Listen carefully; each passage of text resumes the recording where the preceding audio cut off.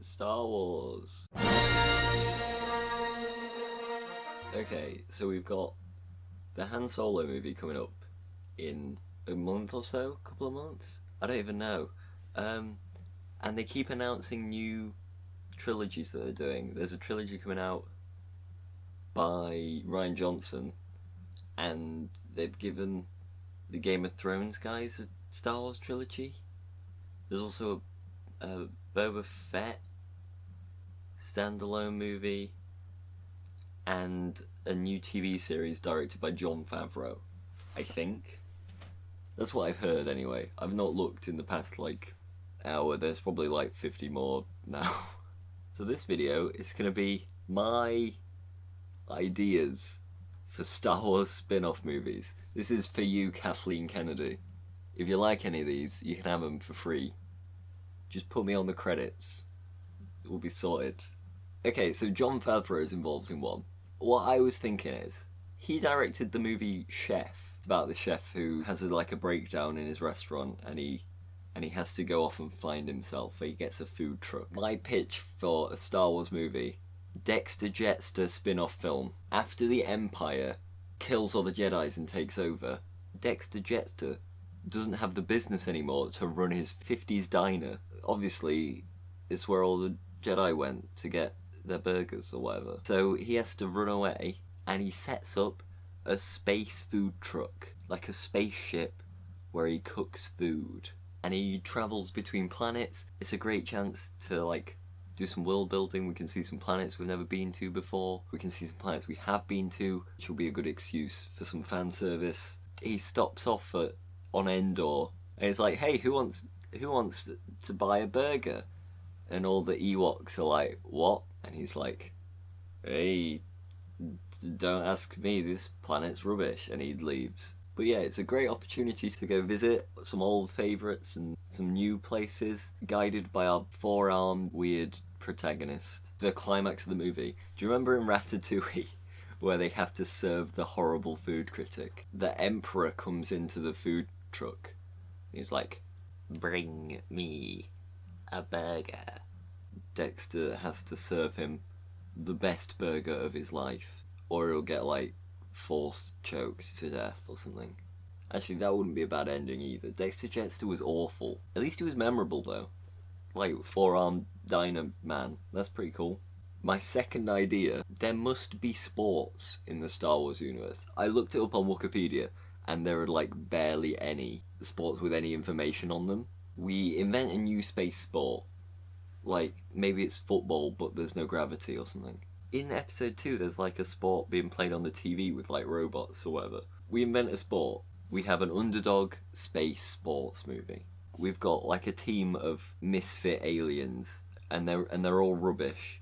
And we bring in a coach who's a master of the space sport. All of the players who were previously rubbish learn that they each have these specific skills. Maybe we have a Jabba the Hutt one who's really slow and rubbish, but he realises he's really strong.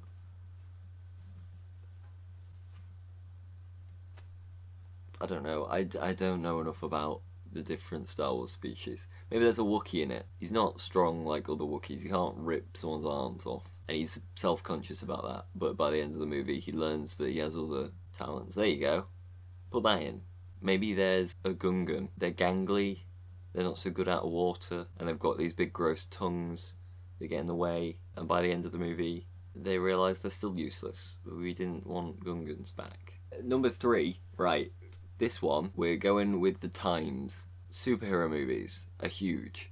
We just make a superhero movie, but it's Star Wars. There's a teenager on some planet or other. They're probably a human, because we're not going to bring in the big audiences if we make it some weird alien. And they're living on this space planet.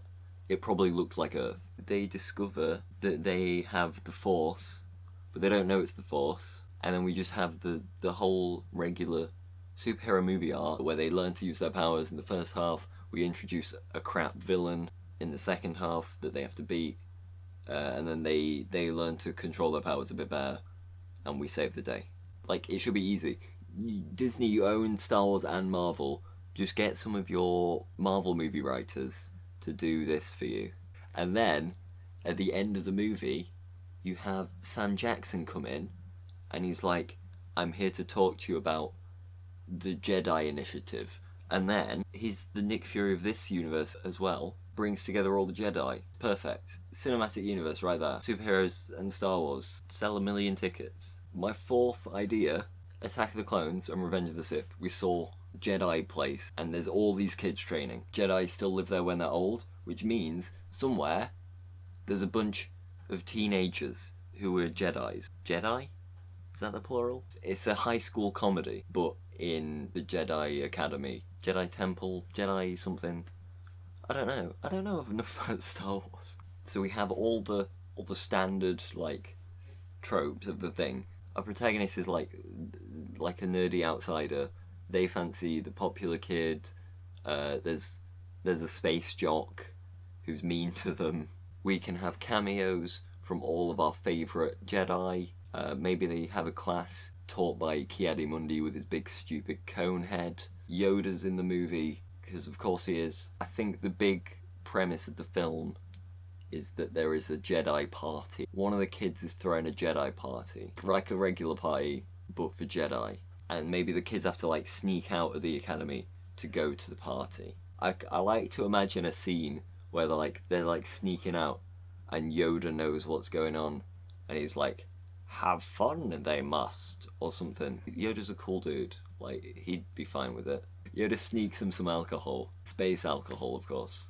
If the movie's not very good, at the end, you just have Anakin come and kill them all, because it takes place at the end of episode 3. People will love that. It'll be like the end of Rogue One, where Darth Vader turns up in that corridor and he like just murders a bunch of people, and it's nothing to do with the rest of the film. Just put that in the end of this one.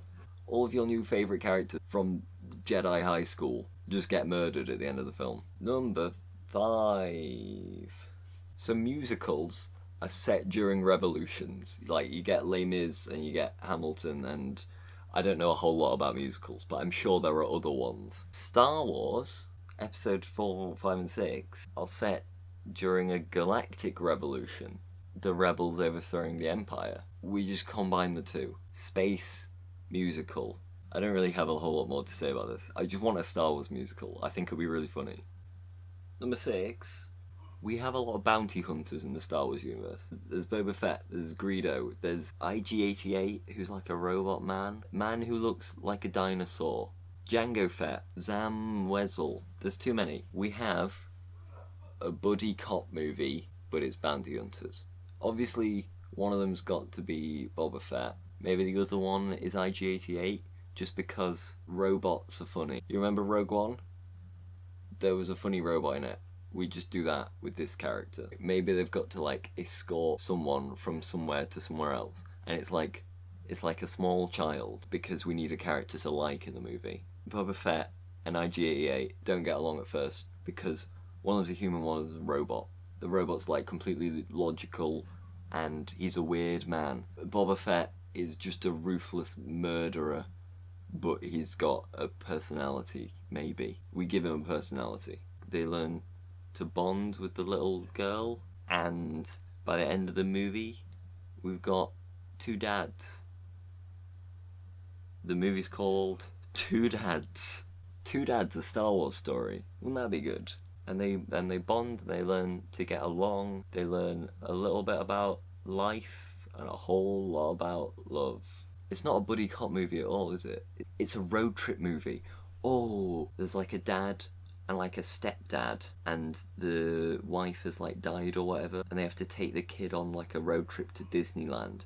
They're going to space Disneyland. Boba Fett, robot dad, small child.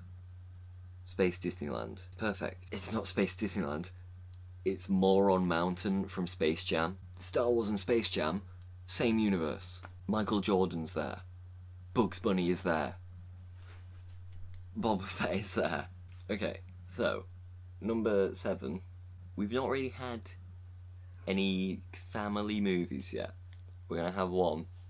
It's a kids movie. It's an animated movie. It's gonna be Romeo and Juliet, but for Star Wars. So we're gonna take a Shakespeare play, and we're gonna put Star Wars character in it, then we're going to animate it, chuck it in the cinema, people will love it. We're going to have to come up with another one for the sequel, because it's going to be so good. I don't have a whole lot of ideas for the name for this one. One idea, Hamlet, but Han Solo. We're going to have to rewrite a whole lot of it, because everyone dies in that movie, and this is a kid's film.